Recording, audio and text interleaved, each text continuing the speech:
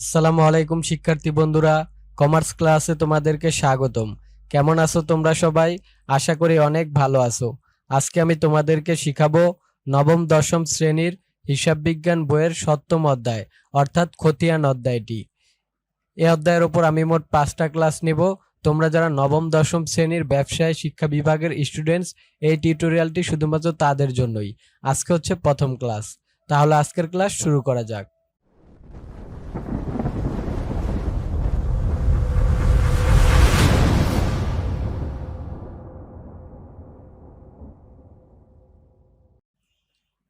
তো শুরুতে আমরা কিছু প্রশ্ন দেখতে পাচ্ছি। এই প্রশ্নগুলো বেশিরভাগ খ এবং গতে থাকে এই অধ্যায়ের, আর কতে নরমাল কিছু প্রশ্ন থাকে।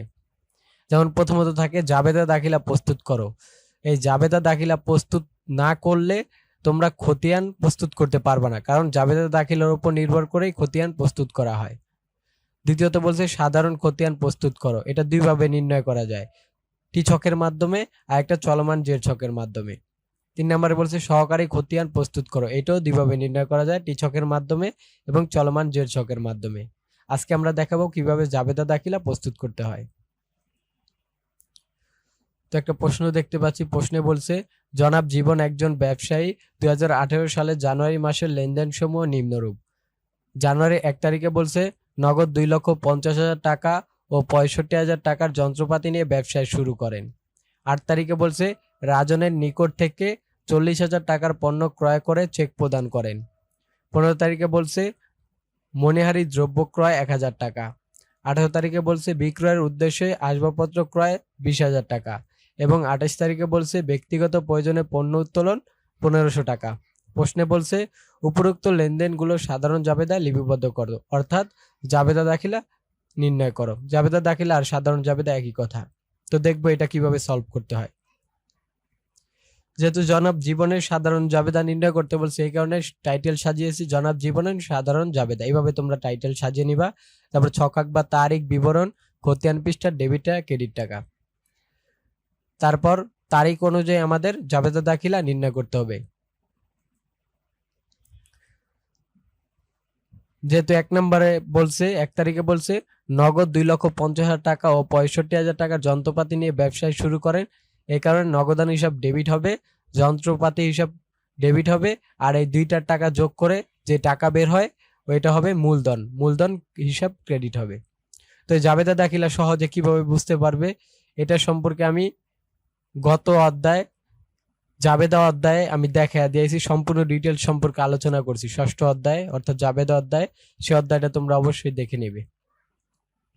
এই যে নগদান হিসাব ডেবিট 2,50,000 টাকা, যন্ত্রপাতি হিসাব ডেবিট 65,000 টাকা, মূলধন হিসাব ক্রেডিট 3,15,000 টাকা। দুইটা যোগ করে হয় 3,15,000 টাকা। এটি হচ্ছে মূলধন, আর মূলধন সবসময় ডেবিট হয়। একটা রুলস তোমরা অবশ্যই মনে রাখবা, যে সম্পদ যদি হ্রাস পায়, সম্পদ বলতে এ যদি বৃদ্ধি পায় তাহলে ডেবিট হবে, আর যদি হ্রাস পায় তাহলে ক্রেডিট হবে। আর এল ও ও ওই ওই বলতে আয় ব্যয় মালিকানার সাথে 3টাকে বোঝানো হয়েছে, আর এল বলতে শুধুমাত্র দায়কে বোঝানো হয়েছে। এল ও ওই যদি হ্রাস পায় তাহলে ডেবিট হবে, আর যদি বৃদ্ধি পায় তাহলে ক্রেডিট হবে। এই হ্রাস বৃদ্ধি অনুযায়ী ডেবিট ক্রেডিট নির্ণয় করতে হয়। এই রুলসগুলো তোমরা অবশ্যই মনে রাখবা। 8 তারিখে বলছে রাজনের নিকট থেকে 40,000 টাকার পণ্য ক্রয় করে চেক প্রদান করেন। এখানে রাজনের নিকট থেকে পণ্য ক্রয় করছে, তারপর এটা কি করছে চেকে প্রদান করেছে। যদি এই জায়গায় চেকে কথা উল্লেখ না থাকতো তাহলে সেটা বাকি ধরত। যেহেতু এখানে চেকে প্রদান করে ফেলছে, তার মানে এটা একটা নগদান্তি। তাহলে আমাদের কাছে কি আসছে? পণ্য আসছে। যেহেতু আমরা পণ্য ক্রয় করছি, এই কারণে ক্রয়ের মাধ্যমে যেহেতু পণ্য আসছে, যেটা আসে সেটা ডেবিট, যেটা চলে যায় সেটা ক্রেডিট হয়।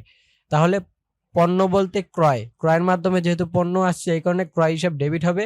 আর চেক মানি ব্যাংক, মানে চেক আমাদের কাছ থেকে চলে গেছে, চেক প্রদান করছি তাকে, আমাদের কাছ থেকে চলে গেছে, এই কারণে চেক মানি ব্যাংক, ব্যাংক হিসাব ক্রেডিট হবে। তোমরা সবসময় মনে রাখবা চেক মানি ব্যাংক, কারণ চেক ভাঙাতে হলে ব্যাংকে যাওয়া লাগে, এই কারণে ব্যাংক হিসাব ক্রেডিট হবে। আমাদের কাছ থেকে যেহেতু চেক চলে গেছে, এই যে আমরা এখানে সাজিয়েছি ক্রয় হিসাব ডেবিট 40,000 টাকা, ব্যাংক হিসাব ক্রেডিট 40,000 টাকা। যেহেতু চেকে পণ্য ক্রয়, এখানে অবশ্য তোমরা টাইটেল দিয়া দিবা, কারণ দিয়া দিবা। কি কারণে এই এন্ট্রি গুলো হয়েছে এটা দিয়ে দেবে। যেমন এখানে দিয়েছে যেহেতু ব্যবসায় শুরু করেন, এখানে হবে যেহেতু চেকে পণ্য ক্রয় করেন। তারপর 15 তারিখে বলছে মণিহারি দ্রব্য ক্রয় 1000 টাকা। এখানে মণিহারি ক্রয় করছি, তার মানে মণিহারি আমাদের কাছ থেকে আসছে, এই কারণে মণিহারি হিসাব ডেবিট হবে। আর ক্রয়ের ফলে যেহেতু আমাদের কাছ থেকে নগদ টাকা চলে গেছে, এই কারণে নগদান হিসাব ক্রেডিট হবে। এই যে মণিহারি হিসাব ডেবিট 1000 টাকা, নগদান হিসাব ক্রেডিট 1000 টাকা, কারণ হবে যেহেতু নগদে মণিহারি ক্রয় করেন। 18 তারিখে বলছে বিক্রয়ের উদ্দেশ্যে আসবাবপত্র ক্রয় করেন 20,000 টাকা। এখানে যদি বলতো ব্যবহারের উদ্দেশ্যে অথবা শুধু আসবাবপত্র ক্রয় করেন, সেই ক্ষেত্রে আসবাবপত্র হিসাব ডেবিট হতো, নগদান হিসাব ক্রেডিট হতো। যেহেতু এইখানে বলছে বিক্রয়ের উদ্দেশ্যে আসবাবপত্র ক্রয় করেন, তার মানে আসবাবপত্র একটা পণ্য, আর পণ্য ক্রয় করলে যে এন্ট্রি হয় এটার ক্ষেত্রে সেম এন্ট্রি হবে। যেমন ক্রয় হিসাব ডেবিট হবে, নগদান হিসাব ক্রেডিট হবে, কারণ ক্রয়ের ফলে পণ্য আমাদের কাছে আসছে, আর নগদ টাকা যেহেতু ক্রয়ের ফলে চলে গেছে, এই কারণে নগদান হিসাব ক্রেডিট হবে। এই যে ক্রয় হিসাব ডেবিট, নগদান হিসাব ক্রেডিট 20,000 টাকা। কারণ লিখবো যেহেতু বিক্রয়ের উদ্দেশ্যে আসবাবপত্র ক্রয় করেন। এবং লাস্টের 28 তারিখে বলছে ব্যক্তিগত প্রয়োজনে পণ্য উত্তোলন। যেহেতু উত্তোলন করছে এই কারণে উত্তোলন হিসাব ডেবিট হবে, আর পণ্য যেহেতু উত্তোলন করছে এই কারণে ক্রয় হিসাব ক্রেডিট হবে। পণ্য বলতে ক্রয়। আর যদি বলতো নগদ উত্তোলন, সেই ক্ষেত্রে নগদান হিসাব ক্রেডিট হতো, অথবা বলতো ব্যক্তিগত প্রয়োজন উত্তোলন, সেই ক্ষেত্রে নগদান হিসাব ক্রেডিট হইতো, উত্তোলন হিসাব ডেবিট হইতো, নগদান হিসাব ক্রেডিট হইতো। এখানে যেহেতু পণ্য বলছে এই কারণে ক্রয় হিসাব ক্রেডিট হবে।